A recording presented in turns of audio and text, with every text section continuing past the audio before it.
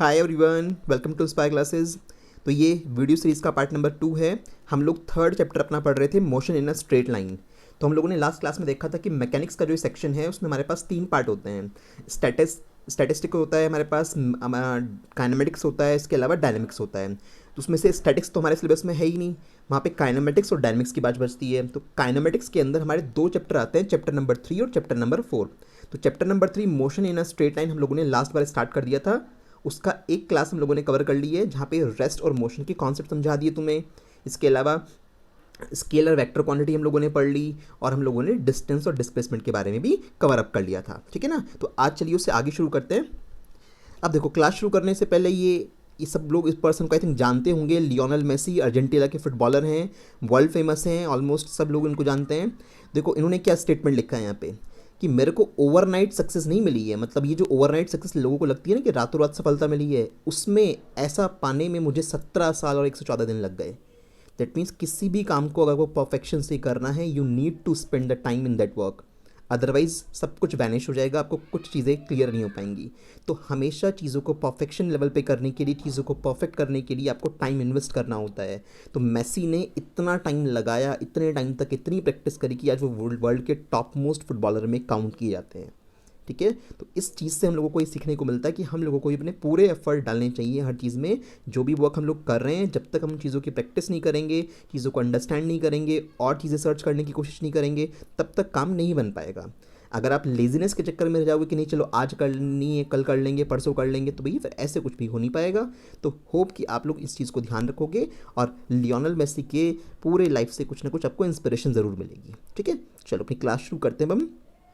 अब देखो, पहला क्वेश्चन हमारे पास ये है कि जो लास्ट टाइम डिस्टेंस और डिस्प्लेसमेंट का टॉपिक पढ़ा था उसी के ऊपर बेस्ड एक क्वेश्चन है ये, जहाँ पे आपसे डिस्प्लेसमेंट के बारे में पूछा है कि calculate the displacement of point P during half rotation of cylinder. देखो ये सिलेंड्रिकल चैम्बर जो है, आपको इसका फ्रंट फेस दिखाई दे रहा है, पूरा एक सिलेंडर होगा ये, तो उसका फ्रंट फेस तो सर्कुलर ही दिखाई देगा आपको। तो ये आर रेडियस का है, पॉइंट पी यहाँ पे नीचे मार्क कर रखा है। अब जब ये घूमेगा, रोटेट होगा इस तरह से सिलेंडर, तो थोड़ा दिमाग लगाओ। रोटेट होने के बाद जब आधा रोटेशन मान लिया पूरा हो गया, तो रोटेट होने के बाद ये वाला हिस्सा ऐसे मूव होकर ऊपर जाएगा और जो ये ऊपर वाला हिस्सा है वो मूव होकर नीचे आएगा। तो आधे रोटेशन के बाद इसकी सिचुएशन कुछ ऐसी होगी, भाई घूम चुका है ना ये, तो आधा रोटेशन जब ये हो गया तो ये पॉइंट पी नीचे से कहाँ पहुँच जाएगा, ऊपर पहुँच जाएगा। तो यहाँ से यहाँ तक जाने में इस पॉइंट पी का कितना डिस्प्लेसमेंट हुआ है वो आपसे पूछा है। दैट मीन्स पॉइंट पी का डिस्प्लेसमेंट कैसे शो करोगे, मुझे ये वाला डिस्टेंस चाहिए, ये जो डिस्प्लेसमेंट है पॉइंट पी का यहाँ से यहाँ तक, मुझे ये वाली वैल्यू चाहिए। अब इशू ये आता है कि मैं ये वाली वैल्यू निकालूंगा कैसे। सपोज मैंने इसको एक्स सेलेक्ट कर लिया। अब जरा सोचो, उसने क्या बोला है, पॉइंट पी का डिस्प्लेसमेंट आधा डिस्प्लेसमेंट हुआ है। तो हाफ डिस्प्लेसमेंट का मतलब पी से यहाँ तक की जो वैल्यू है ये हाफ सर्कमफेरेंस के बराबर होगी। तो जब ये सिलेंडर रोल करेगा ग्राउंड पे, तो जो ये डिस्टेंस आएगी यहाँ से लेके यहाँ तक की, तो ये डिस्टेंस हमारे पास क्या आएगी, आधी सर्कमफेरेंस के बराबर हो जाएगी, पाई इंटू आर। बात समझ में आ रही है ना भाई। सोचो ना, सिलेंडर रोल जब करेगा, रोल करके पॉइंट पी जब यहाँ तक पहुँचेगा, तब तक सिलेंडर का आधा हिस्सा ज़मीन पर रोल कर चुका होगा ना। तो ये डिस्टेंस कितनी आएगी, पाई आर आएगी। और ये वाली वैल्यू कितनी है, ये आपको डायमीटर नज़र आ रहा है, कितना होगा, ये 2r होगा, वैसी बात है।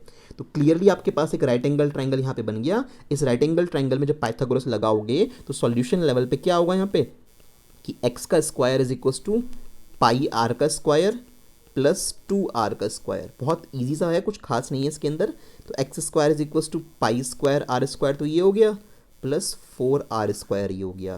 तो यहाँ से आप आर स्क्वायर को कॉमन उठा लो, तुम्हारे पास क्या बचा, पाई स्क्वायर प्लस 4। तो जब स्क्वायर रूट लोगे तो x is equal to r, तो स्क्वायर रूट से बाहर आ जाएगा, स्क्वायर रूट के अंदर क्या बचेगा, pi square plus 4 square root के अंदर आपके पास एज इट इज बचेगा। तो ये हमारा डिस्प्लेसमेंट आ जाएगा, रिक्वायर्ड डिस्प्लेसमेंट। तो इस तरह के क्वेश्चंस भी डिस्प्लेसमेंट में पूछ लिए जाते हैं। तो चीज़ों को थोड़ा समझ के करोगे ना तो सब कुछ बहुत आसान होता है। ठीक है, तो डिस्प्लेसमेंट पूछा था, डिस्टेंस नहीं पूछी, मैंने आपको बता दिया। चलिए, अब नेक्स्ट टॉपिक जो हमारा सिलेबस का आता है वो आता है स्पीड और वेलोसिटी। अब स्पीड और वेलोसिटी के बारे में आप लोगों ने 9th पे भी पढ़ रखा है। स्पीड हमारे पास एक स्केलर क्वांटिटी होती है, वेलोसिटी हमारे पास एक वेक्टर क्वांटिटी होती है। तो स्पीड अगर स्केलर क्वांटिटी है तो यहाँ पे डायरेक्शन का कोई मतलब नहीं है, चाहे तो आपकी कार इस साइड जा रही है राइट साइड में, चाहे ये कार लेफ्ट साइड में जा रही है। अगर ये 100 से जा रही है तो दोनों केस में स्पीड 100 मीटर पर सेकेंड ही लिखी जाएगी, प्लस माइनस का या ईस्ट वेस्ट नॉर्थ साउथ का यहाँ पे कोई लॉजिक नहीं होगा। बट जब वेलोसिटी की बात करने लगोगे तो वेलोसिटी को रिप्रेजेंट करने के लिए आपको इस 100 मीटर पर सेकंड के साथ में या तो डायरेक्शन मेंशन करनी पड़ेगी, जैसे यहाँ पे लिखा हुआ है कि ये ईस्ट की तरफ जा रही है, या फिर जब जैसे यह कार इस साइड पे जा रही है तो ये वेस्ट की तरफ जा रही है। अगर ऐसा शो नहीं करते, आप नाम नहीं लिखना चाहते, तो सिंबॉलिक फॉर्मेट में ये आई कैप, एक वेक्टर बना हुआ है ना आई कैप का मतलब प्लस में आई कैप लिखा हुआ है, देखो प्लस वाली वैल्यू है, तो इसका मतलब वो ऑब्जेक्ट एक्स एक्सिस के अलॉन्ग जा रहा है। देख लो इस डायरेक्शन में हम लोग एक्स एक्सिस मानते हैं, पॉजिटिव एक्स एक्सिस होती है, तो उसको रिप्रेजेंट करने के लिए एक वेक्टर होता है। ये आपको जब वेक्टर पढ़ाऊंगा नेक्स्ट चैप्टर में, वहाँ पे क्लियर हो जाएगी बात। तो इससे ये समझ में आता है कि डायरेक्शन की बात कर रहे हैं। इसी तरह से अगर ये हमारे पास नेगेटिव साइड में जा रही है तो क्या लिखा, माइनस का आई कैप अटैच कर दिया, तो चाहे आप ये कर सकते हो। तो 100 आई कैप का मतलब ये पर्टिकुलर जो भी चीज़ है वेलोसिटी है तो ये पॉजिटिव एक्स डायरेक्शन में है, और माइनस का मतलब ये नेगेटिव एक्स डायरेक्शन में। तो वेलोसिटी में हम लोगों को डायरेक्शन भी मेंशन करनी होती है बिकॉज वो एक वेक्टर क्वांटिटी है। अब इनको एक बार अलग अलग देख लेते हैं। ऑलमोस्ट 9th क्लास की बात है, जो चीज़ें एडवांस लेवल पे आएंगी वो यहाँ पे न्यूमेरिकल्स होते हैं। पूरी फिजिक्स में 11th में न्यूमेरिकल्स पे मेन फोकस रखना है। उसके लिए मैं आप लोगों को बेसिक मैथमेटिक्स भी पढ़ाऊंगा, आप लोगों को कैलकुलस में यहाँ पे पढ़ाऊंगा, क्योंकि बिना कैलकुलस के आप लोग चीज़ों को नहीं समझ पाओगे। आपके सिलेबस में मेंशन है basic concepts of differentiation and integration, तो आपको डिफरेंशिएशन और इंटीग्रेशन के कुछ बेसिक रूल मैं समझाऊंगा, जितने फिजिक्स में पढ़ने ज़रूरी हैं उतने, ठीक है, सो दैट हम अपने क्वेश्चंस को कैरी आउट कर पाएँ, फिजिक्स को समझ पाएँ अच्छे से। चलिए शुरू करते हैं स्पीड वाले टॉपिक से। तो स्पीड का क्या मतलब होता है? स्पीड का सिंपल सा मतलब ये है कि कोई भी ऑब्जेक्ट एक सेकंड में जितना डिस्टेंस ट्रेवल करता है उसको स्पीड बोलते हैं। एक सेकंड में कोई भी ऑब्जेक्ट, एक ऑब्जेक्ट गया 100 मीटर एक सेकंड में, दूसरा ऑब्जेक्ट गया एक सेकंड में सपोज 60 मीटर, तो किसने ज़्यादा चला एक सेकंड में? तो इसने ज़्यादा चला फर्स्ट वाले ने एक सेकंड में, तो इस वाले की स्पीड ज़्यादा है इसके कंपैरिजन में। तो एक सेकंड में कोई भी ऑब्जेक्ट जितना ट्रेवल करता है उसी को स्पीड बोलते हैं, दैट सिंपल। तो फॉर्मूला अगर बनाना होगा तो क्या लिखेंगे? तो फॉर्मूले के अकॉर्डिंग हम लिखेंगे sir speed is equal to distance upon time, ठीक है, यानी यूनिट टाइम में ट्रेवल की गई डिस्टेंस। तो speed is equal to distance upon time, बहुत बेसिक फॉर्मूला हम लोग काफ़ी टाइम से पढ़ते हुए आ रहे हैं, हमें अच्छे से बताइए।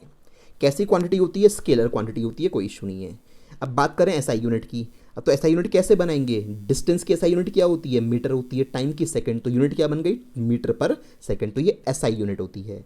जो इंस्ट्रूमेंट्स होते हैं लाइक जैसे स्पीडोमीटर होता है हमारे व्हीकल्स के अंदर, मैं आपको दिखा देता हूँ। इस तरह का जो हमारे पास ये स्पीडोमीटर तुम्हें नजर आ रहा है, जहाँ पे ये सुई इस तरह से मूव करती है। आजकल तो डिजिटल स्पीडोमीटर भी आने लगे हैं, बट ये एनालॉग स्पीडोमीटर है, जहाँ पे आपके पास जो ये सुई है, निडल है, इसका मूवमेंट होगा।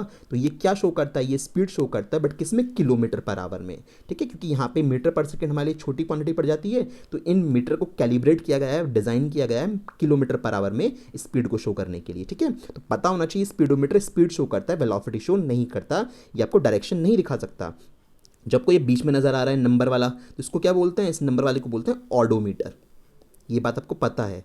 ऑडोमीटर ये बताता है कितना डिस्टेंस आपका पर्टिकुलर व्हीकल चल चुका अब तक, तो डिस्टेंस कितना चल चुका तो ऑडोमीटर से पता लगती है। और जो साइड का ये आपके पास नंबरिंग है, ये क्या है? स्पीडोमीटर है, ये बताता है आपकी व्हीकल इस इंस्टेंट ऑफ टाइम पे कितनी स्पीड से रन कर रहा है, क्योंकि ये सुई की वैल्यू चेंज होती रहती है। तो किसी भी इंस्टेंट ऑफ टाइम पे आपने जो वैल्यू देखी वो उसकी इंस्टेंटेनियस स्पीड कहलाती है। तो स्पीडोमीटर से हमें इंस्टेंटेनियस स्पीड का ही पता लगता है, ठीक। चलो ये बेसिक हो गए हमारे, आगे चलते हैं। अब टाइप्स ऑफ स्पीड की बात करें तो जनरली 4 टाइप की स्पीड हम लोगों ने पढ़ी है आज तक। Uniform speed, that means constant speed से चल रहा है ऑब्जेक्ट, स्पीड चेंज ही नहीं हो रही उसकी। इसके अलावा non uniform speed, non uniform को वेरिएबल भी बोल सकते हो कि टाइम के साथ साथ स्पीड कभी तो घट जाती है, स्पीड कभी बढ़ जाती है। जनरली प्रैक्टिकल लाइफ में तो यही होता है ना, कांस्टेंट स्पीड से व्हीकल थोड़ी ना चला पाओगे, आपको ट्रैफिक भी मिलेगा रास्ते में, आपको गाड़ी रोकनी भी पड़ सकती है, फास्ट भी करनी पड़ सकती है। तो जनरली प्रैक्टिकल लाइफ में क्या होता है? नॉन यूनिफॉर्म स्पीड ही होती है। और अगर स्पीड नॉन यूनिफॉर्म है, मतलब बार बार बदल रही है, तो किसी भी इंस्टेंट ऑफ टाइम पे जो आपने स्पीड चेक करी होगी वो क्या कहलाती है? इंस्टेंटेनियस स्पीड कहलाती है। किसी भी पर्टिकुलर इंस्टेंट पे आप पहुंचे तो उस टाइम पे आपने जो स्पीड देखी उसको इंस्टेंटेनियस स्पीड बोलते हैं। और इसी तरह से एवरेज स्पीड का कॉन्सेप्ट आपको समझाऊंगा। तो यहाँ पे मैं चारों नहीं पढ़ी 9th क्लास में लोगों ने जैसे पढ़ी थी, यहाँ पे सिर्फ और सिर्फ ये लास्ट की 2 से हमें मतलब है। नाम आप चारों लिख लेना, आगे डिटेल में जब आपको पढ़ाऊंगा ये लास्ट की 2 पढ़ाऊंगा, क्योंकि इन्हीं के ऊपर न्यूमेरिकल्स हैं, सब कुछ इनके ऊपर है। 9th क्लास में तो एवरेज स्पीड के ऊपर भी न्यूमेरिकल हुआ करते थे, इंस्टेंटेनियस के ऊपर नहीं थे। बट यहाँ पे आप इंस्टेंटेनियस स्पीड के क्वेश्चंस भी करोगे जब आप मैथमेटिक्स पढ़ लोगे। बेसिक मैथ मैं आपको पढ़ा दूंगा तो आपको इंस्टेंटेनियस स्पीड के क्वेश्चन करने भी आ जाएंगे। किसी पर्टिकुलर सेकेंड पे वो पूछे तो स्पीड कैसे निकालते हैं, तो हम मैथमेटिकली सीख लेंगे उस बात को, ठीक है ना। चलो तो आते हैं सीधा इंस्टेंटेनियस स्पीड पे। देखो एक गाड़ी जा रही है प्लेस ए से प्लेस बी की तरफ, रास्ते में किसी भी इंस्टेंट ऑफ टाइम पे मुझसे किसी ने पूछ लिया कि भैया गाड़ी कितनी स्पीड से चला रहे हो, तो मैंने उसको बोला कि मैं गाड़ी को 30 किलोमीटर पर आवर से चला रहा हूँ। मैंने क्या बोला कि मेरी गाड़ी की स्पीड 30 किलोमीटर पर आवर है, और उस टाइम जब उसने पूछा तो सुबह के 9 बज रहे थे। तो सुबह 9 बजे के टाइम पे मैंने उसको स्पीड कितनी बताई, 30 किलोमीटर पर आवर। तो ये 30 kilometre per our instantaneous speed हुई ना, क्योंकि 9 बजे का जो इंस्टेंट था उस टाइम पे जो स्पीड बताई गई, किसी पर्टिकुलर मोमेंट पे जो स्पीड बताई गई, उसको क्या बोलते हैं हम लोग, इंस्टेंटेनियस स्पीड बोलते हैं। सपोज करो कि आधा घंटे बाद उसने मुझसे फिर से वैल्यू पूछी कि 9:30 बज गए, अब बताओ कितनी स्पीड है। तो मैंने अब उसको बताया कि अब हमारी कार चल रही है 40 किलोमीटर पर आवर से।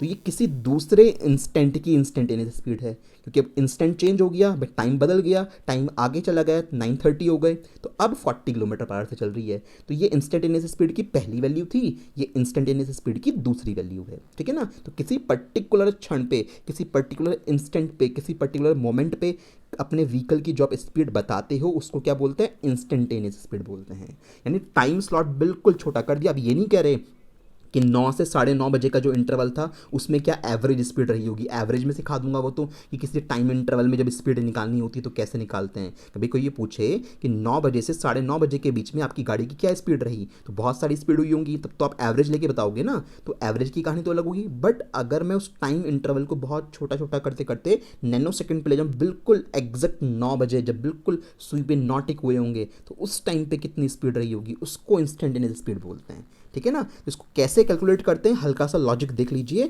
तो इंस्टेंटेनियस स्पीड जब हम निकालते हैं, वी इंस्टेंटेनियस, वैसे फॉर्मूला लिखा हुआ है, फिर भी मैं बना के दिखा देता हूँ आपको कैसे बनता है। ये मैथमेटिकल डेटा है हमारे पास। तो टोटल हमारे पास क्या है, 9 बजे हम हमारे पास थे, तो डिस्टेंस अपॉन टाइम का लॉजिक होता है। तो डिस्टेंस कैसे लिखेंगे, डेल्टा एक्स लिखेंगे, टाइम कैसे लिखेंगे, डेल्टा टी लिखेंगे। इस चीज़ पे हम लिमिट अप्लाई कर देते हैं। एक मैथमेटिकल कॉन्सेप्ट है लिमिट, और लिमिट में मैंने टाइम को क्या कर दिया, टेंड्स टू जीरो। जो ये सिंबल है, ये सिंबल कहलाता है टेंड्स टू का, यानी वो चीज़ उस पर्टिकुलर डायरेक्शन में जा रही है। तो यहाँ पे delta t tends to zero का मतलब क्या है, टाइम स्लॉट लगभग जीरो के आसपास है, बहुत छोटा टाइम स्लॉट है, यानी बिल्कुल एक मोमेंट पे बात की जा रही है। तो जब इस तरह के डेटा पे लिमिट अप्लाई की जाती है तो ये वैल्यू जो हमारे पास है ये बहुत स्मॉल हो जाती है, और बहुत स्मॉल वैल्यू में हम ट्राइंगल यूज़ ना करके, ट्राइंगल का मतलब भी छोटी वैल्यू होती है, इस ट्राइंगल से भी छोटी वैल्यू जो होती है उसे हम स्मॉल डी से शो करते हैं। तो मैं क्या लिखूंगा यहाँ पे, D x upon D T लिखूंगा, ठीक है। तो इस तरह से D x upon D T का मतलब मैं आपको मैथमेटिक्स में समझाऊंगा, वहाँ पे उसका मतलब ये होता है कि जो ये x वाली वैल्यू है, यानी जो डिस्टेंस था मेरे पास, इस डिस्टेंस का मैंने टाइम के रिस्पेक्ट में डिफरेंशिएशन कर दिया। तो जो यहाँ पे इसको ऐसे भी लिख सकते हैं, रफली ज़रा समझ लो, d/dt ऑफ x ऐसे लिख सकते हैं। तो इसका मतलब ये होता है कि आप जो डिस्टेंस है उस डिस्टेंस का टाइम के रिस्पेक्ट में डिफरेंशिएशन कर रहे हो, ये डिफरेंशिएशन का एक ऑपरेटर होता है।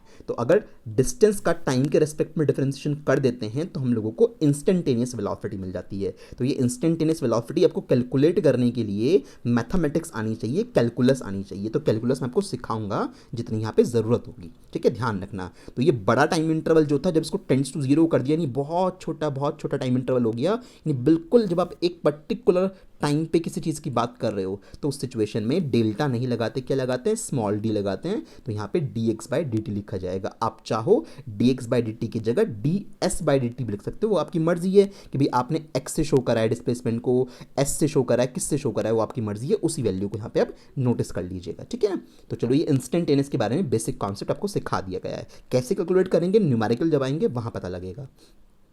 देखो एक डायग्राम है, गाड़ी जा रही थी, किसी टाइम पे पूछा कितनी स्पीड है, उसने बोला 25 मीटर पर सेकेंड है ना, या उसने बोला 25 किलोमीटर पर सेकेंड है। तो ये आपकी वॉच में जो भी टाइम हो रहा है, इस टाइम पे जो ये स्पीड बताई गई, ये क्या है, ये इंस्टेंटेनियस स्पीड है। बात समझ में आ रही है ना। चलिए, अब बात आती है एवरेज स्पीड की। अब एवरेज स्पीड का क्या मतलब हुआ, आप यहाँ से आपने चलना स्टार्ट करा, चलते चलते चलते चलते आपकी गाड़ी इस रास्ते से होके जा रही है, फाइनली डेस्टिनेशन पॉइंट तक पहुँच जाएगी। अब हुआ क्या, सपोज ये हमारे पास मेरठ था और ये हमारी दिल्ली थी। मेरठ से हमने चलना स्टार्ट करा, रास्ते में गाड़ी, रास्ते में हमें जाम मिला, हमने गाड़ी जगह जगह पे अपनी धीमी भी करी, फिर हमें हाईवे मिला, हमने स्पीड बढ़ा दी, हमने रास्ते में एक जगह पे गाड़ी रोकी भी थी, फाइनली हम कहाँ पहुँच गए, फाइनली हम लोग दिल्ली पहुँच गए। अब दिल्ली अगर हम यहाँ से सरधना से या मेरठ से पहुँच गए तो हमसे किसी ने पूछा कि बताओ कि आपकी गाड़ी की एवरेज स्पीड क्या रही पूरी एंटायर जर्नी में।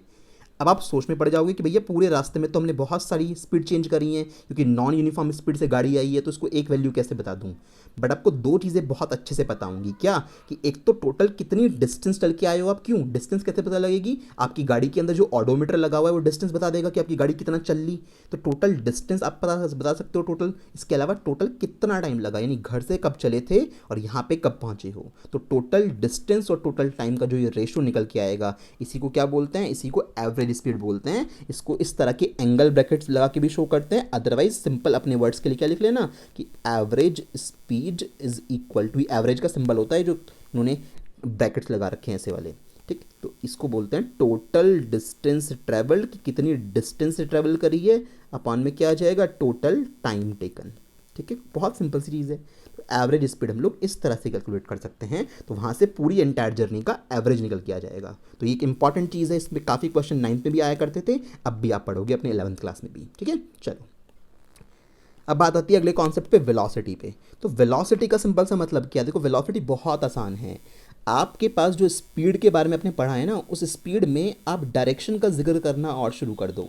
जब स्पीड में डायरेक्शन को और जोड़ दोगे तो इन दोनों का जो ये कॉम्बिनेशन बनेगा, ये डेडली कॉम्बिनेशन जो है, यही क्या कहलाता है, यही वेलोसिटी कहलाती है। तो वेलोसिटी का सिंपल सा मतलब ये है कि ऑब्जेक्ट की स्पीड के साथ साथ अब आप डायरेक्शन के बारे में भी बात करोगे। बिना डायरेक्शन के वेलोसिटी का कोई मतलब नहीं है। अगर आप डायरेक्शन को स्किप कर रहे हो तो वो वेलोसिटी का मैग्नीट्यूड कहलाएगा ना। भाई आप कह रहे हो कि मैं वेलोसिटी का मैग्नीट्यूड ले रहा हूँ, तो वेलोसिटी के मैग्नीट्यूड का क्या मतलब है, आप डायरेक्शन कंसिडर नहीं कर रहे हो। अगर आप डायरेक्शन कंसिडर नहीं कर रहे हो तो वेलोसिटी का मैग्नीट्यूड क्या बन जाएगा, स्पीड बन जाएगा वो ओवरऑल, ठीक। तो वेलोसिटी का मैग्नीट्यूड हमारा स्पीड बन जाएगा। अगर हम लोग कंप्लीट वेलोसिटी की बात करेंगे तो फिर डायरेक्शन भी हमें मेंशन करनी पड़ेगी। तो वेलोसिटी को कैसे डिफाइन करते हैं, वही 1 सेकेंड में ऑब्जेक्ट जितना डिस्प्लेसमेंट कवर करता है। भाई पहले स्पीड पढ़ रहे थे तो हमने डिस्टेंस की बात करी थी, यहाँ पे वेलोसिटी पढ़ रहे हैं तो किसकी बात करेंगे, डिस्प्लेसमेंट की। तो 1 सेकेंड में कोई ऑब्जेक्ट जितना डिस्प्लेसमेंट कवर करता है उसको उसकी क्या बोलते हैं, वेलोसिटी बोलते हैं। तो इसी से हमारा फॉर्मूला बन जाएगा। तो वेलोसिटी का फॉर्मूला क्या बनेगा, velocity is equal to displacement upon time. तो ऑब्जेक्ट ने कितना डिस्प्लेसमेंट कवर किया है वो तो ऊपर आएगा, अपॉन में टाइम नीचे आएगा। क्योंकि डिस्प्लेसमेंट एक वेक्टर क्वांटिटी है, इस वजह से वेलोसिटी भी कैसी क्वांटिटी हो जाएगी, एक वेक्टर क्वांटिटी हो जाएगी। यानी वेलोसिटी में मैग्नीट्यूड भी होगा और साथ साथ में क्या, डायरेक्शन भी होगी। ऐसा यूनिट तो वही आने वाली है, स्केलर वेक्टर पे थोड़ी ना फर्क पड़ेगा। डिस्प्लेसमेंट की ऐसा यूनिट भी मीटर होती है, टाइम की सेकंड होती है, तो ऐसा यूनिट क्या आएगी, मीटर पर सेकंड ही आएगी। आपका स्पीडोमीटर वेलोसिटी नहीं बताएगा, ध्यान रखना। स्पीडोमीटर से तो स्पीड पता लगती है, वेलोसिटी के लिए तो आपको क्या करना पड़ेगा कि भैया स्पीडोमीटर से तो स्पीड पढ़ लो, अपने पास एक कंपास रख लो जिससे तुम्हें डायरेक्शन पता लग जाए, और दोनों को मिलकर बता दो कि सुबह के 9 बजे थे, हमारी गाड़ी 30 किलोमीटर पर आवर से नॉर्थ में जा रही थी, तो आपने क्या बता दी, वेलोसिटी बता दी उस टाइम पे, ठीक है। तो वेलोसिटी के लिए आपको एक एक्स्ट्रा इंस्ट्रूमेंट चाहिए होगा, स्पीडोमीटर से वेलोसिटी नहीं पता लगा करती, ठीक। चलो वेलोसिटी के टाइप्स, जैसे हमारे स्पीड के टाइप्स थे, ऐसे 4 टाइप वेलोसिटी के हैं, सेम टू सेम। अगेन हमें कौन सी पढ़नी है, लास्ट की 2 पढ़नी है, हमारे लिए ये काम की है, इंस्टेंटेनियस वेलोसिटी और एवरेज वेलोसिटी। क्योंकि स्टार्टिंग की 2 तो आप पहले से पढ़ते आ रहे हो, उनमें कुछ खास नहीं है, ये बेसिक है। नाम सारे नोट कर लेना, बट आप क्या नोट लिखोगे, कंटेंट इन दोनों के बारे में लिखोगे, लास्ट वाली दोनों के बारे में। इंस्टेंटेनियस मतलब किसी पर्टिकुलर मोमेंट पे बताई गई वेलोसिटी, एवरेज मतलब पूरी एंटायर जर्नी में जो एवरेज निकल के आएगा उसकी बात करेंगे। एक एक करके दोनों को पढ़ लेते हैं। सबसे पहले बात आती है इंस्टेंटेनियस वेलोसिटी की। तो the velocity of an object at a particular instant of time is called instantaneous velocity. अब ये गाड़ी जा रही थी, सपोज इस गाड़ी की किसी पर्टिकुलर टाइम पे स्पीड बताई गई 25 मीटर पर सेकेंड, और कहाँ जा रही है, नॉर्थ की तरफ जा रही है। तो ये जो पूरी कंप्लीट इन्फॉर्मेशन है, ये कंप्लीट इन्फॉर्मेशन क्या कहलाएगी, ये इंस्टेंटेनियस वेलोसिटी कहलाएगी, उस पर्टिकुलर टाइम पे जिस टाइम पे भी इसको बताया गया था, ठीक है। तो यहाँ पे एक्स्ट्रा चीज़ बस क्या हो, ये डायरेक्शन और ऐड हो गई, बाकी तो सब कुछ सेम टू सेम रहा। अब बात आती है मैथमेटिकली कैसे करेंगे इंस्टेंटेनियस वेलोसिटी को। तो भैया मैथमेटिकली कुछ नहीं, मैथमेटिकली तो तुम्हें स्पीड निकाल पाओगे हमेशा। तो अगर मैथमेटिकली तुम लोगों को इंस्टेंटेनियस वेलोसिटी निकालनी है, वेक्टर है तो मैं वेक्टर के लिए सिंबल बना देता हूँ। तो कैसे निकालोगे, आपने पढ़ लिया है dx/dt, डिस्प्लेसमेंट का टाइम डेरिवेटिव लेते हो, टाइम के रेस्पेक्ट में डिफरेंशिएशन करते हो। तो यहाँ से तो आप ये निकाल लो, आपका मैग्नीट्यूड निकल के आएगा। सिर्फ इससे क्या आएगी भाई, मैग्नीट्यूड। आपको सबको अच्छे से पता है ना कि अगर ऐसे 2 पैरेलल लाइन होती हैं, इसमें कुछ भी चीज़ डालोगे तो आंसर हमेशा कैसा आएगा, पॉजिटिव आएगा। ये मॉड्यूलस फंक्शन कहलाता है। तो अगर वेलोसिटी का मैं मैग्नीट्यूड ले लूँ तो यहाँ से क्या बनेगी स्पीड, तो स्पीड तो मैं ऐसे निकाल लूँगा और डायरेक्शन मुझे थियोरेटिकली लिख के बतानी पड़ेगी इसके साथ साथ कि वो ऑब्जेक्ट पर्टिकुलर टूवर्ड्स नॉर्थ जा रहा है, साउथ जा रहा है, या 30 डिग्री के एंगल पे है, 45 पे है, किस एंगल पे है, तो वो मुझे लिख के बताना पड़ेगा। उसको आप मैथमेटिकली नहीं निकाल सकते, बहुत कॉमन सी चीज़ है। ठीक है, तो ये वेलोसिटी का कॉन्सेप्ट हमारे पास हुआ। ये मैथमेटिकल डेटा पर जो ध्यान रखना, फिजिक्स पूरी जब तक पढ़ोगे आपको मैथमेटिक्स आनी चाहिए, बिना मैथ्स के फिजिक्स नहीं चल सकती। और जितनी मैथ्स ज़रूरी होती है मैं आपको सारी पढ़ा दूंगा वहाँ पे। जैसे जैसे चलता रहेगा काम वैसे वैसे हम लोग मैथमेटिक्स पढ़ते जाएंगे और कोई इशू नहीं होगा मैथमेटिक्स में, इतनी कोई दिक्कत नहीं है। कई बच्चों को मैथ्स से बहुत डर लगता है, बट कोई इशू नहीं है, पढ़ना तो आपको पड़ेगा ही। फिजिक्स बिना मैथ के चलती ही नहीं है। मेजॉरिटी में थ्योरी काम आती है ना, मेजॉरिटी में क्या है, कॉन्सेप्चुअल क्वेश्चंस आते हैं और न्यूमेरिकल्स आते हैं, इसलिए न्यूमेरिकल्स को शुरू से स्ट्रॉन्ग करके चलिएगा फिजिक्स में, तो आपको कभी भी कोई दिक्कत नहीं होगी। 12th क्लास का जो बोर्ड का एग्जाम होता है ना, वहाँ पर भी 50% आपको न्यूमेरिकल ही मिलेंगे, और वो न्यूमेरिकल्स तब कर पाओगे जब मैथमेटिक्स आती होगी आपको। ठीक है, चलो अब बात आती है एवरेज वेलोसिटी की। वही वाला डायग्राम है, स्टार्टिंग यहाँ से करी, रास्ता तो यही है चल के जाने का, तो पाथ की लेंथ तो डिस्टेंस होती है। फिलहाल मुझे डिस्टेंस से कोई मतलब नहीं है क्योंकि मैं एवरेज वेलोसिटी पढ़ा रहा हूँ, स्पीड नहीं बढ़ा रहा हूँ। तो मुझे स्टार्टिंग और एंडिंग पॉइंट के बीच का ये शॉर्टकट गैप चाहिए। तो ये शॉर्टकट गैप जो है स्टार्टिंग और एंडिंग के बीच का, इसको डिस्प्लेसमेंट बोलते हैं। तो अगर इस पूरी जर्नी में मैं टोटल डिस्प्लेसमेंट को टोटल टाइम से डिवाइड कर दूं तो उस सिचुएशन में मेरी क्या बन जाएगी, ये एवरेज वेलोसिटी बन जाएगी। तो एवरेज वेलोसिटी कैसे डिफाइन होती है, it is defined as the total displacement covered by the object to the total time taken. ठीक है, दोनों का सिंपल रेशो होती है, बहुत ईजी सी चीज़ है।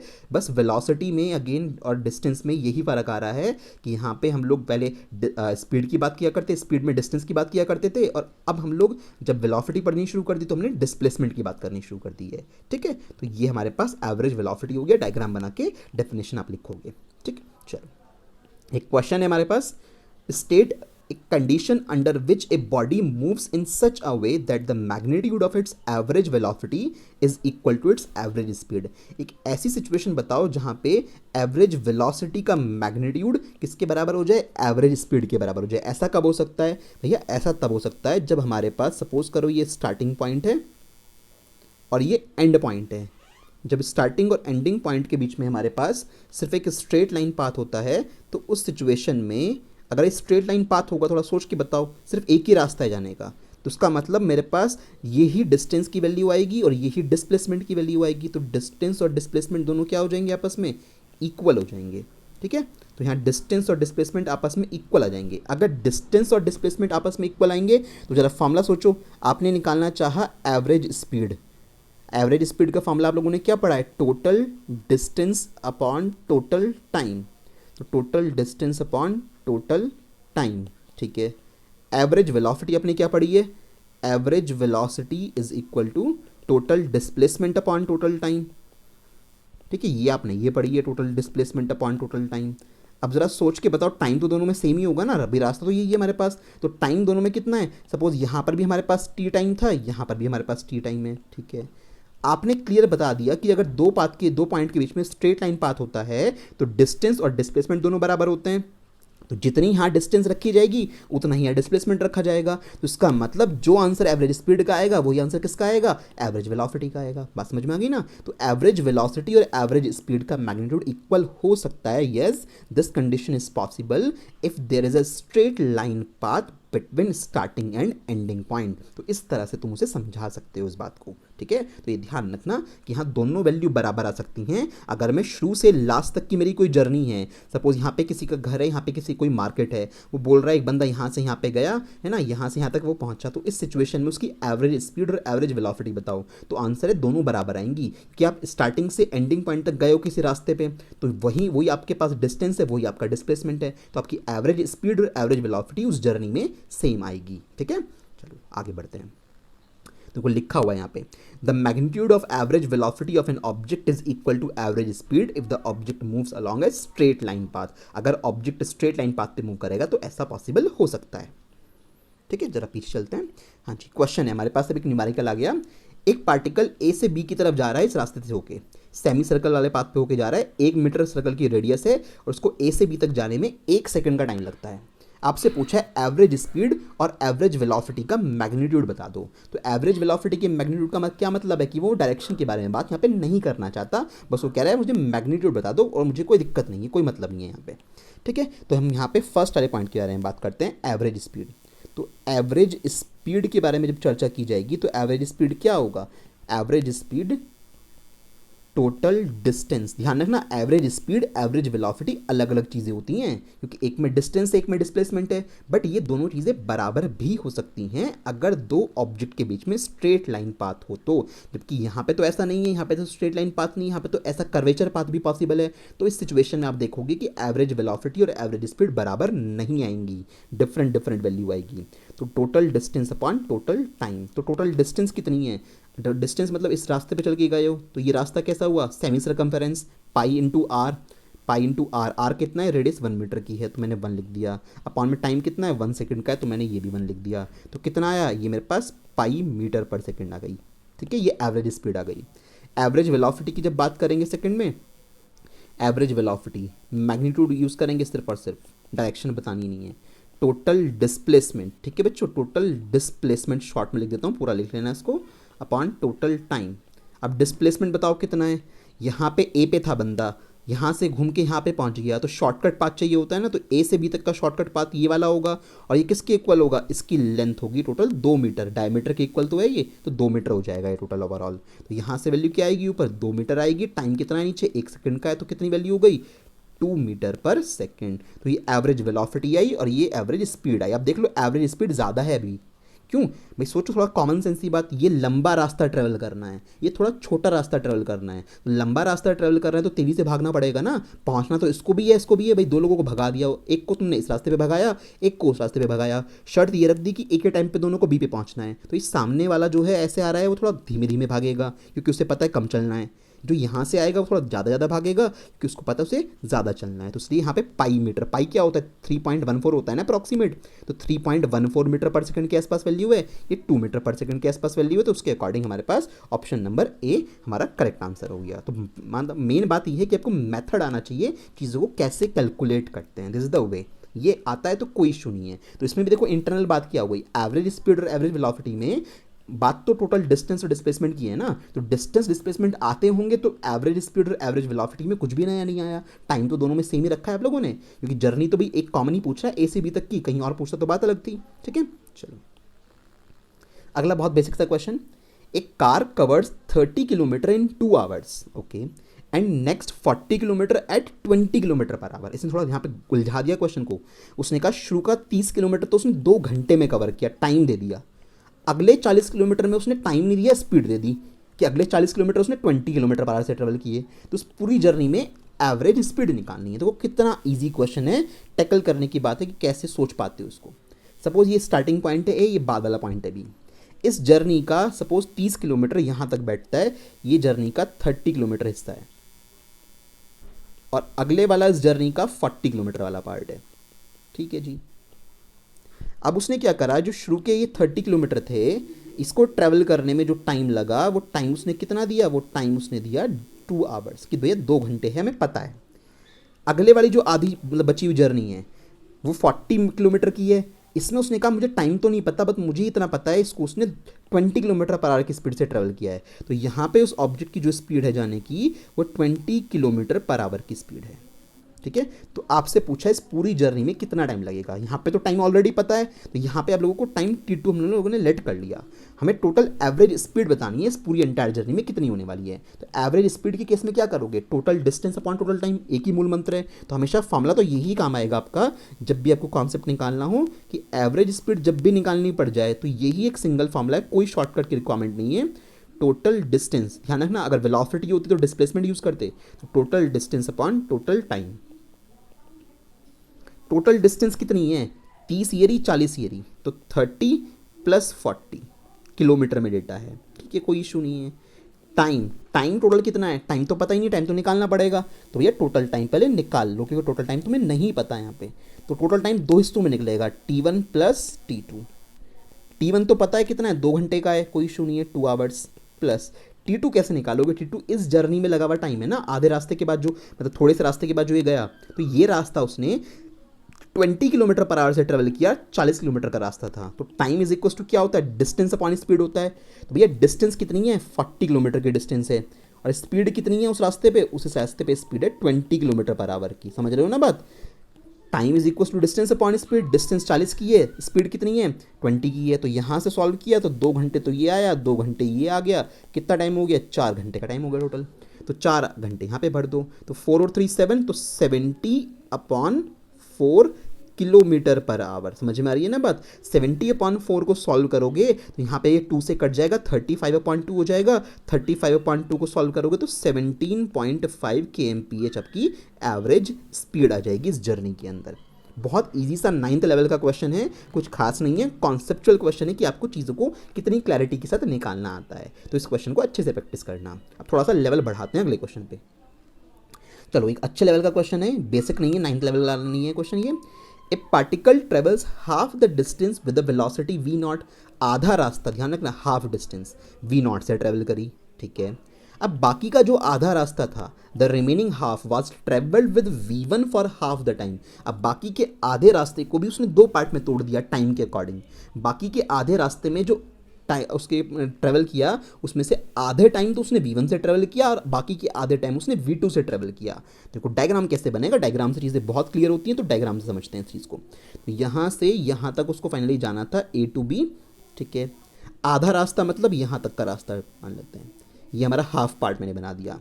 आधा पार्ट का मतलब क्या है, डिस्टेंस अगर शो करनी पड़ी तो मैं इसको d/2 शो कर लूँ, है ना। टोटल d होगी तो d/2 इसको और d/2 इसको। आधा रास्ता मैंने तोड़ लिया, ठीक है। पहला आधा रास्ता उसने कैसे चला, v1 स्पीड से चला। तो पहला आधा रास्ता उसने v0 स्पीड से चला, तो v0 स्पीड से उसने फर्स्ट हाफ पार्ट ट्रेवल कर लिया, ठीक है। तो ये v0 स्पीड से ट्रेवल करके यहाँ पे आ गया। अब बाकी का आधा रास्ता जो था, इसमें भी टाइम स्लॉट बांट दिए अलग अलग। कैसे, अभी उससे पहले टाइम की बात करते हैं ज़रा। यहाँ पे सपोज इस आधे रास्ते को ट्रेवल करने में जो टाइम लगा होगा वो कितना है, t1। यहाँ पे जो इस आधे रास्ते को ट्रेवल करने में टाइम लगा होगा वो कितना है, t2, ठीक है। अब इसने क्या करा, यहाँ पे 2 सेक्शन बांट दिए अलग अलग। कैसे, उसने कहा कि आधे टाइम, आधा टाइम मतलब t2/2, आधा टाइम मतलब t2/2, यानी कि अब आधा रास्ता ट्रेवल हो चुका, उसके बाद बाकी का रास्ता सपोज t2 टाइम में ट्रेवल होने वाला था। तो उसने क्या करा, उस t2 टाइम का आधे टाइम को तो उसने किस स्पीड से ट्रेवल करा, उसके आधे टाइम को तो उसने v1 से ट्रेवल करा और उसके आधे टाइम को उसने v2 से ट्रेवल करा। देखो ध्यान से, यही बोला है उसने क्लियर यहाँ पे, the remaining half was travelled with v1 for the half time. v1 से आधे टाइम तक चला and v2 for the other half time, वो बाकी के आधे टाइम वो अलग स्पीड से चला, वो v2 से चला। तो इस पूरी एंटायर जर्नी में बतानी है आपको क्या वैल्यू आने वाली है एवरेज स्पीड की, तो सॉरी एवरेज वेलोसिटी निकालनी है, यहाँ पे स्पीड नहीं निकालनी। तो एवरेज वेलोसिटी यहाँ पे स्पीड बराबर होगी, क्यों, स्ट्रेट लाइन पाती तो है, ए से बी तक जाना है, जो एवरेज स्पीड आएगी वही एवरेज वेलोसिटी का मैग्नीट्यूड भी आ जाएगा। खैर उससे पहले मुझे क्या चाहिए, टोटल डिस्टेंस चाहिए। टोटल डिस्टेंस मुझे अच्छे से यहाँ पे पता है क्या है कि भैया टोटल डिस्टेंस की अगर मेरे से कोई बात करेगा तो d/2 प्लस d/2, तो कितनी नज़र आ रही है, d डिस्टेंस नज़र आ रही है। ए से बी तक की जर्नी में d डिस्टेंस है। बात आती है टोटल टाइम की। अब टोटल टाइम ही यहाँ पे सारा इशू है कि टोटल टाइम जिसने निकाल लिया वो जीत गया। यहाँ पे टोटल टाइम निकल के आएगा 2 हिस्सों में, t1 प्लस t2। अब t1 कैसे निकाल लूँ, t1 बड़ा आसान है कि t1 तो इतने रास्ते की बात थी, ये सपोज ये इंटरमीडिएट पॉइंट को c बना लो, तो t1 तो a से लेके c तक के रास्ते की बात है। तो time is equal to distance upon speed, तो यहाँ से जब निकालने की बारी आई तो डिस्टेंस अपॉन स्पीड, तो यहाँ से ये वैल्यू आ गई, तो t1 तो बड़े आराम से निकल गया। अब बात आती है t2 कैसे निकालोगे, t2 तो उसने उलझा दिया, उसने t2 वाला जो टाइम स्लॉट था c से b तक का, उसको भी 2 हिस्सों में तोड़ लिया। ऐसा नहीं कि वो c से b तक कांस्टेंट स्पीड से गया, उसने c से b तक की जर्नी को 2 रास्तों में तोड़ लिया। उसने आधे टाइम तक तो v1 से चला और आधे टाइम तक v2 से चला, ठीक है। चला तो टोटल d/2 ही है ना। तो अब ज़रा सोचो, ये आधे टाइम तक तो v1 से चला तो कितनी डिस्टेंस आएगी, distance speed is equal to, formula तो सबको याद है ना, स्पीड इज इक्वल टू क्या होता है, डिस्टेंस अपॉन टाइम होता है। तो डिस्टेंस अगर मुझे इस जर्नी में निकालनी हो कि इतने रास्ते पे वो कितना चला, तो distance is equal to speed into time हो जाएगी। ऐसे distance is equal to speed into time हो जाएगी। जरा निकाल के देखते हैं, मैं इसी जर्नी की बात कर रहा हूँ। तो डिस्टेंस क्या आएगी, स्पीड इंटू टाइम, तो स्पीड इंटू टाइम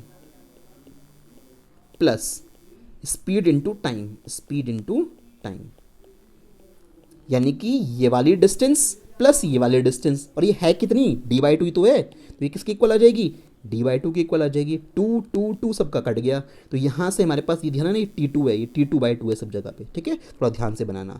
तो यहाँ पे हम लोगों ने क्या करा, स्पीड पता थी, डिस्टेंस पता थी, तो मैंने ये मतलब स्पीड पता था, टाइम पता था, मैंने डिस्टेंस निकाल ली। ये मेरे पास स्पीड इंटू टाइम से डिस्टेंस आ गई। यहाँ पे भी आपको स्पीड पता थी, टाइम पता था, डिस्टेंस निकाल ली। अब ये टोटल डिस्टेंस को जोड़ दिया तो ये d/2 ही तो बनेगा, तो d/2 बना। 2 से सब कुछ यहाँ पे कट गया, तो यहाँ पे T2 को अगर कॉमन उठाओगे तो V1 + V2 तो ब्रैकेट में आ जाएगा, T2 आ गया मेरे पास कॉमन, इक्वल टू में क्या बचेगा d।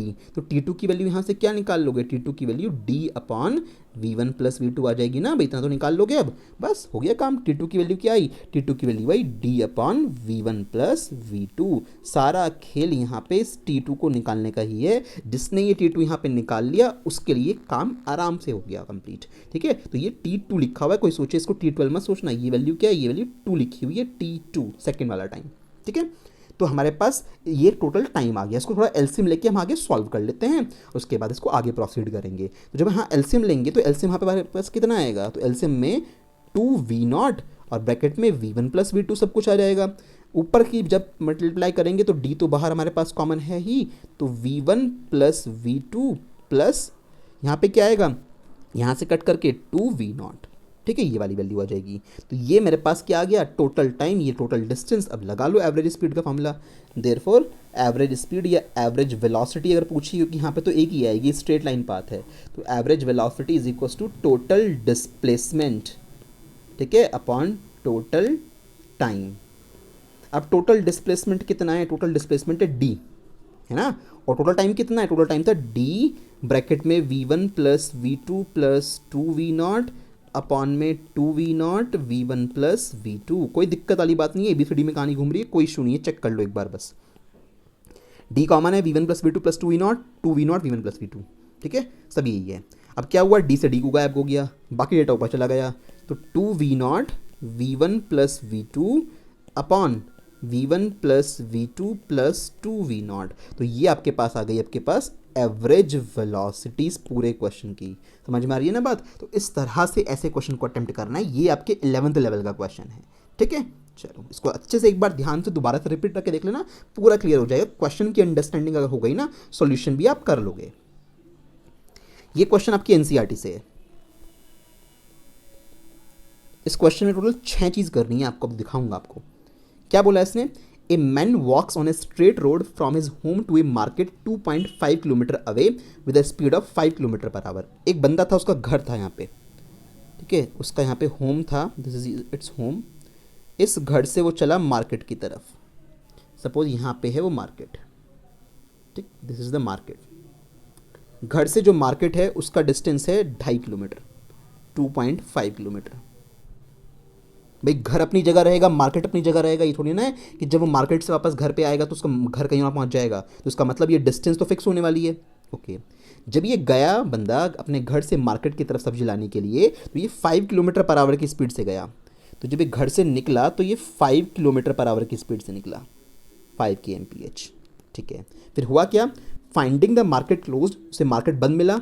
He instantly turns and walks back home with a speed of 7.5 kilometre per hour. वो फटाफट मार्केट से भागा घर की तरफ, कितनी स्पीड से, तो वापसी वाली स्पीड थोड़ी उसकी ज़्यादा थी, वो 7.5 kmph की स्पीड से वापस भागा अपने घर की तरफ कि भैया मार्केट तो क्लोज है, चलो वापस घर पे चलते हैं। अब पूछा क्या है, क्वेश्चन तो समझ में आ गया। पूछा क्या है, what is the magnitude of average velocity and average speed. आपको एवरेज वेलोसिटी का मैग्नीट्यूड भी निकालना है, आपको एवरेज स्पीड भी निकालनी है उस मैन की। कौन कौन से इन 3 डिफरेंट केसेस में निकालना है, ठीक है। ये नोट वाली बात तो एक्स्ट्रा है, इसको आपको ध्यान देने की यहाँ जरूरत नहीं है। तो आपको यहाँ पे 3 डिफरेंट केस में निकालना है, 0 से 30 मिनट के टाइम पे, 0 से 50 मिनट के टाइम पे और 0 से 40 मिनट के टाइम पे। तो इन टाइम इंटरवल में क्या एवरेज स्पीड रही, क्या एवरेज वेलोसिटी रही, वो निकालना है। यानी एवरेज स्पीड, एवरेज वेलोसिटी यहाँ निकालोगे, यहाँ निकालोगे, यहाँ टोटल 6 आंसर्स हमारे पास हो जाएंगे। अब सबसे पहले बात ये आती है कि भैया ये तो बता दो कि आपको डिस्टेंस पता लग गई, स्पीड, टाइम कितना लगा, होम से मार्केट जाने में टाइम कितना लगा और मार्केट से होम आने में टाइम कितना लगा, उसके बिना तो क्वेश्चन ही नहीं कर पाओगे।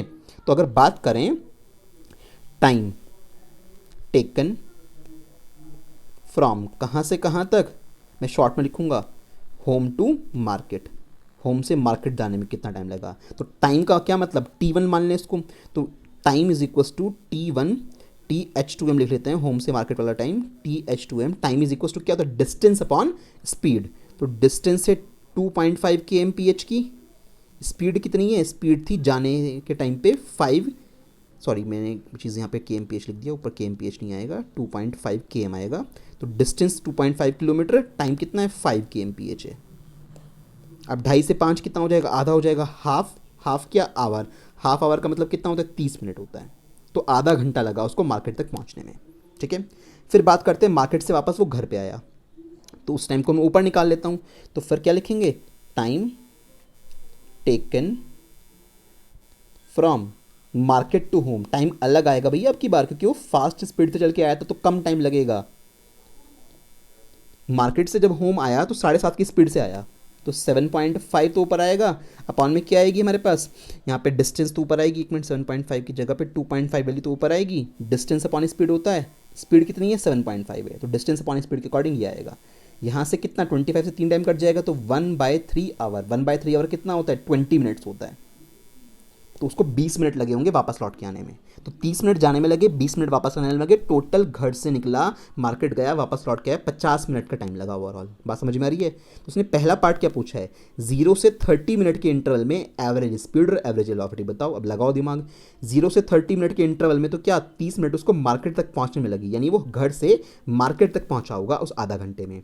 तो स्ट्रेट लाइन पाथ है, हाँ एक ही, वापस तो नहीं मुड़ाना अभी तक, तो स्ट्रेट लाइन पाथ है। तो इसका मतलब 0 से 30 मिनट वाले टाइम में जो एवरेज स्पीड आएगी वही क्या आएगी, एवरेज वेलोसिटी आएगी। क्यों, होम से घर तक पहुंचा, सॉरी होम से मार्केट तक पहुंचा है कितने टाइम में, 30 मिनट में, और 30 मिनट की वो बात कर रहा है। तो यानी कि यही डिस्टेंस, यही डिस्प्लेसमेंट। तो इसका मतलब जो इस पार्ट को कैलकुलेट करूंगा मैं आगे, तो मेरी एवरेज वेलोसिटी और एवरेज स्पीड क्या आएगी, सेम आएगी। तो फर्स्ट पार्ट 0 to 30 मिनट के इंटरवल की बात कर रहा हूं। तो 0 to 30 मिनट के केस में क्या लिखूं, मैग्नीट्यूड ऑफ एवरेज वेलोसिटी किसके इक्वल आएगा, एक ही बारे में निकाल देना, किसके इक्वल आएगा, एवरेज स्पीड के इक्वल आएगा, दोनों के दोनों, क्योंकि वही डिस्टेंस है, वही डिस्प्लेसमेंट है, आधा घंटे में तो स्ट्रेट लाइन पाथ ही चला है। तो क्या लिखूं, टोटल डिस्टेंस लिख लो, डिस्प्लेसमेंट लिख लो, यहाँ पे तो एक ही चीज़ आएगी। तो total distance upon total time, ठीक है। टाइम वगैरह को ध्यान रखना, 30 मिनट मत लिख देना, घंटे में चेंज कर लेना उसको। तो टोटल डिस्टेंस कितनी है, टोटल डिस्टेंस थी 2.5 किलोमीटर की, तो 2.5 किलोमीटर की डिस्टेंस थी। टाइम कितना है, आधा घंटा, तो आधा घंटा मतलब कितना, 0.5 आवर लिख सकता हूँ ना इस चीज़ को। तो 0.5 आवर्स, पॉइंट से पॉइंट कट गया, कितना हो गई वैल्यू, 5 से 25, 5 बार 5 किलोमीटर पर आवर उसकी एवरेज स्पीड या एवरेज वेलोसिटी रही है 0 से 30 मिनट के टाइम इंटरवल में। अगली बात करते हैं, 0 से 50 की बात बोल रहा था, तो 0 to 50 मिनट। एनसीईआरटी के बच्चों जो क्वेश्चन है ना, इनको ना नोट करने की रिक्वायरमेंट नहीं है, इनको एनसीईआरटी खोलना, अपनी एक्सरसाइज खोलना, वहाँ पे देखना कौन से पेज नंबर पे है, पेज नंबर और क्वेश्चन नंबर डाल लेना अपनी नोटबुक में, आपको पूरे पूरे क्वेश्चन नोट करने की रिक्वायरमेंट नहीं पड़ेगी, ठीक है ना। चलो अभी देखते हैं क्या हुआ। हाँ, तो यहाँ से 0 से 50 मिनट की बात हो रही है, तो 0 से 50 का मतलब क्या होगा, पहले होम से मार्केट गया होगा, फिर मार्केट से वापस होम आ चुका होगा, क्योंकि आपको पता है 30 मिनट जाने में लगे, 20 मिनट आने में लगे, यानी 50 मिनट का जब टाइम इंटरवल बीत जाएगा तो वापस अपने घर पे ही बैठा मिलेगा। तो जाने में कितने डिस्टेंस चली, 2.5 किलोमीटर, आने में कितनी चली, 2.5 किलोमीटर, तो 5 किलोमीटर चला टोटल। टाइम कितना, टाइम तो 50 मिनट है ही, टाइम थोड़ी ना कहीं जाएगा। तो यहाँ पे एवरेज स्पीड अलग आएगी, एवरेज वेलोसिटी का मैग्नीट्यूड अलग आएगा। Average speed total distance upon total time, ये बहुत अच्छे क्वेश्चन है एवरेज स्पीड और वेलोसिटी के।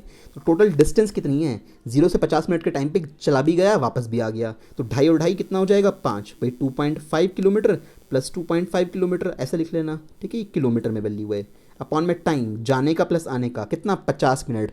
50 मिनट को जब आप 60 से डिवाइड करोगे तो 5/6 आवर्स आ जाएगा, सॉल्व कर लेना, घंटे में रखनी पड़ेगी वैल्यू तो आपको, तो 5/6 आवर्स आ गया।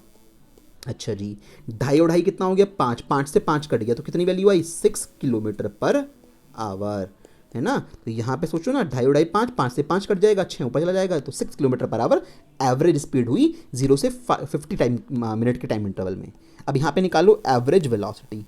तो यहाँ पे जब एवरेज वेलोसिटी निकालने की बारी आएगी तो एवरेज वेलोसिटी में क्या लिखोगे, टोटल डिस्प्लेसमेंट। ये टोटल डिस्प्लेसमेंट कहाँ से कहाँ तक का चेक करोगे, 50 मिनट के टाइम ड्यूरेशन की बात कर रहा है वो, तो total displacement upon total time. तो 0 से 50 मिनट जब व्यतीत हुआ तो जब वो स्पेंड हुआ तो वापस घर पे बैठा हुआ था ना, घर से चला घर पे बैठा, तो कितना डिस्प्लेसमेंट हुआ, 0। टाइम तो हमारे पास वही 5/6 आवर का लगेगा, तो कितनी वैल्यू आई, 0। समझ में आ रही है ना बात। तो 0 से 50 मिनट के इंटरवल में एवरेज वेलोसिटी क्या हो गई, 0 हो गई। तो ध्यान रखना, यहाँ से चला 30 मिनट जाने में, 20 मिनट वापस आने में, तो 50 मिनट का टाइम हो गया, वापस घर पे आ गया, डिस्प्लेसमेंट 0, इसलिए एवरेज वेलोसिटी 0। तो सेकेंड पार्ट कवर होगा। अब बात आती है ट्रिकी पार्ट है 0 से 40 मिनट का। अब यहाँ पे क्या है, 0 से 30 मिनट तो मार्केट जाने में लगे, लौट के आने में टोटल 20 मिनट लगे हैं, तो इसका मतलब 30 जाने में और 10 आने में। तो जब 10 वापस लौट के आया होगा तो रास्ते में कहीं पे होगा। तो जब 40 मिनट हो गए होंगे तो यहाँ से वापस लौट के आया ना, 30 मिनट तो होम से मार्केट जाने में लग गए, अब बाकी के 10 मिनट में वो रास्ते में यहाँ पे कहीं पे खड़ा हुआ होगा। तो यानी कि हमें ये निकालना पड़ेगा कि वो किस जगह पे है फिलहाल, आधे रास्ते पे होगा या नहीं होगा। सोचो ज़रा भाई, वापस आने की जर्नी कितनी बड़ी है, 2.5 किलोमीटर की है, कितनी उसको कितने टाइम लगता है, उसको 20 मिनट लगता है। तो इसका मतलब क्या है कि इसका मतलब 10 मिनट में तो वो 1.25 किलोमीटर चलेगा और बाकी के 10 मिनट में 1.25 किलोमीटर चलेगा, तो हो जाएगी पूरी की पूरी जर्नी। तो ओवरऑल ये हुआ कि जब 0 से 40 मिनट की बात आई तो मुझे टोटल डिस्टेंस निकालनी पड़ेगी। तो टोटल डिस्टेंस कितनी आएगी, टोटल डिस्टेंस 2.5 किलोमीटर तो ये सारी हो गई मार्केट तक जाने की, और उसके बाद मार्केट से जब वापस आ रहा था तो 10 मिनट के टाइम के अंदर अंदर वो आधी डिस्टेंस चल चुका होगा, यानी 1.25 किलोमीटर चल चुका होगा। तो यहाँ पे जब मैं 0 से नेक्स्ट इंटरवल की बात करूँगा थर्ड केस में कि 0 to 40 मिनट की जब बात करूँगा तो साफ साफ बात समझ में आ रही है कि सर ये उसका घर था, यहाँ पे होम था, ये यहाँ पे मार्केट था, ठीक है। टोटल डिस्टेंस 2.5 किलोमीटर की थी, जिसमें जाने में आधा घंटा लगा, बात 40 मिनट की हो रही है, तो बाकी के 10 मिनट में वो वापस लौट के जब आ रहा होगा तो आधे रास्ते पे होगा। तो आधा रास्ता मतलब 1.25 किलोमीटर ये हो जाएगा, 1.25 किलोमीटर ये हो जाएगा, आधा पार्ट तोड़ दिया मैंने, ठीक है। तो इस इंटरवल में जब मुझे बात की जाएगी एवरेज स्पीड निकालने की, तो एवरेज स्पीड कैसे निकालूंगा, एवरेज स्पीड आएगी total distance upon total time, ठीक है। लॉजिक पकड़ लेना, क्वेश्चन बहुत ब्यूटीफुल है,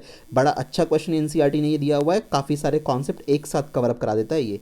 टोटल डिस्टेंस सोचना, होम से मार्केट गया 2.5 किलोमीटर चला, अच्छा जी, होम से मार्केट गया 2.5 किलोमीटर चला, प्लस वापस लौट के आ रहा था, होम से मार्केट जाने में आधा घंटा लग गया होगा ना, टाइम तो 40 मिनट का, 10 मिनट भी बारह बच रहे हैं, तो 10 मिनट में मार्केट से वापस लौट के आ रहा है, तो आधे रास्ते पे कहीं होगा, आधा रास्ता मतलब कितना, 1.25 किलोमीटर अपॉन में टोटल टाइम 40 मिनट का ही है, 40 मिनट को कन्वर्ट करोगे आवर्स में तो कितना आएगा, तो 40 को जब 6 से डिवाइड करोगे तो हमारे पास 4/6 आ जाएगा, यानी 2/3 आवर आ जाएगा। कितना टाइम आएगा, 2/3 आवर का आ जाएगा।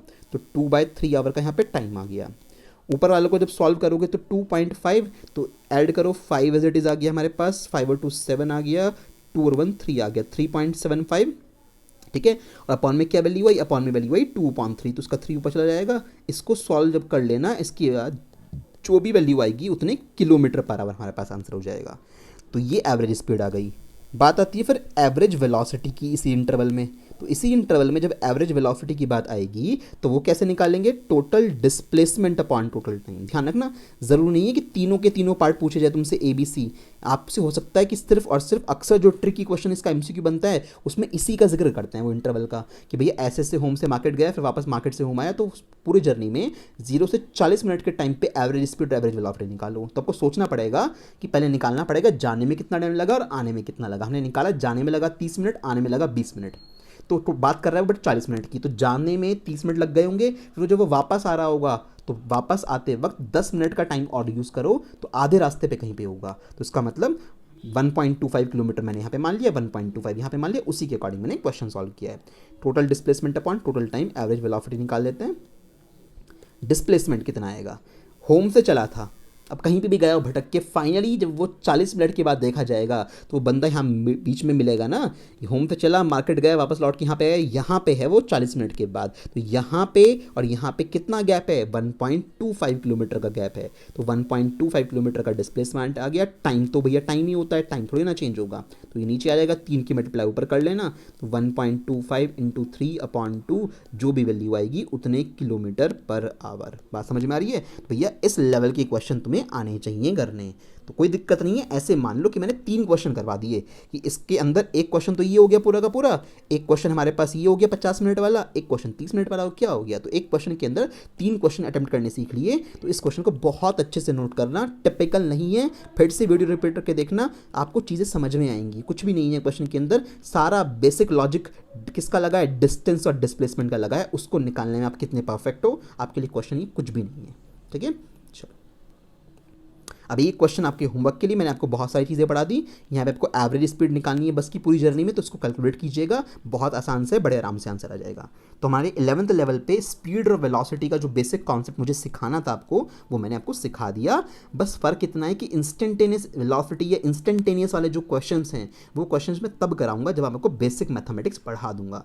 तो नेक्स्ट क्लास में हम कोशिश करेंगे कि पहले बेसिक मैथमेटिक्स थोड़ी सी सीख लें, डिफरेंशिएशन इंटीग्रेशन सीख लें, उसके बाद हम लोग इंस्टेंटेनियस स्पीड और इंस्टेंटेनियस वेलोसिटी की क्वेश्चन भी कर पाएँ, क्योंकि फिर एक्सेलरेशन आ जाएगा, एक्सेलरेशन के अंदर भी इंस्टेंटेनियस एक्सेलरेशन आएगा, तो वो भी निकालना पड़ेगा। तो भैया उन सबको कवर अप में एक साथ बेसिक मैथमेटिक्स में करा दूंगा, जितनी बातें जाननी ज़रूरी है यहाँ पे आपको मैथ में एक क्लास में पूरी सिखा दूंगा। ठीक है, तब तक के लिए इतना कवर अप कर लेना, जो क्वेश्चन आज अच्छे अच्छे कराए हैं उनको बहुत अच्छे से पूरा कर लीजिएगा। ठीक है, चलिए